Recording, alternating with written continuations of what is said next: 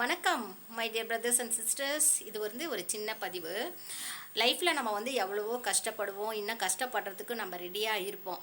ஓகேங்களா? இதெல்லாம் யாருக்காக நம்ம கஷ்டப்படுவோம்? நம்ம ஃபேமிலிக்காக. அதுவும் குறிப்பாக பார்த்தீங்க அப்படின்னா, நமக்கு பிரதர்ஸ் சிஸ்டர்ஸ் இருந்தால் அவங்கள எப்படியாவது நம்ம கரையேற்றணும், அவங்கள ஒரு நல்ல நிலைமைக்கு நம்ம கொண்டு வரணும்னு நம்ம ராப்பகலாக கஷ்டப்படுறது கூட நம்ம ரெடியாக இருப்போம். அதே மாதிரி மேரேஜ் ஆன பின்னாடி ஒரு சுச்சுவேஷன் நம்ம யாருக்காக கஷ்டப்படுவோம்னா, முழுக்க முழுக்க நம்மளுடைய குழந்தைகளுக்காக, நம்மளுடைய சில்ட்ரன்ஸ், அது பொண்ணாக இருந்தாலும் சரி பையனாக இருந்தாலும் சரி, அவங்களுக்காக நான் விடிய விடிய நான் கஷ்டப்படுவேன். நான் கஷ்டப்பட்டு உழைச்சி சம்பாதிப்பேன்.